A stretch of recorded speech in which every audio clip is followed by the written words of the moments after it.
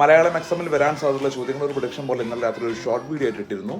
അതിൽ കുറച്ച് ചോദ്യങ്ങൾ വന്നു എന്ന് കുട്ടികൾ പറയുന്നുണ്ട്. അതിൽ ഏതൊക്കെ ചോദ്യങ്ങളാണ് വന്നത് എനിക്ക് വ്യക്തമായിട്ട് അറിയില്ല.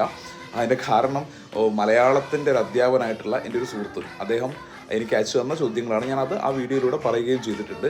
ആ ചോദ്യങ്ങളിൽ എനിക്ക് മനസ്സിലായത്, ഒന്ന് കൊച്ചു ചക്കരച്ചിയുടെ മാനുഷിക ഭാവങ്ങളെക്കുറിച്ചുള്ള ആ ചോദ്യം, അതേപോലെ ശ്രീനാരായണ ഗുരുവിൻ്റെ സന്ദേശങ്ങളുടെ സമകാലിക പ്രസക്തി, അതേപോലെ സുകുമാർ അഴീക്കോടിൻ്റെ ചാപ്റ്ററിലുള്ള പത്രനിധിയാന്ന് തോന്നുന്നു പത്രപ്രവർത്തനത്തിനെ കുറിച്ചുള്ള ആ ഒരു ചോദ്യം, അതേപോലെ കർഷകരുടെ അക്കാലത്തിലെ അവസ്ഥയെക്കുറിച്ചുള്ള ചോദ്യം, അതൊക്കെ വന്നത് എനിക്ക് മനസ്സിലായി. ബാക്കി ഏതെങ്കിലും ചോദ്യങ്ങൾ വന്നിട്ടുണ്ടെന്ന് നിങ്ങളാണ് പറയേണ്ടത്.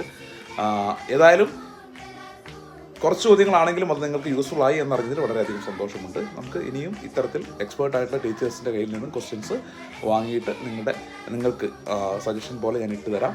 ചിലത് വരും, ചിലത് വരാതിരിക്കും. അത് ഡിപ്പെൻഡ്. ഓക്കെ.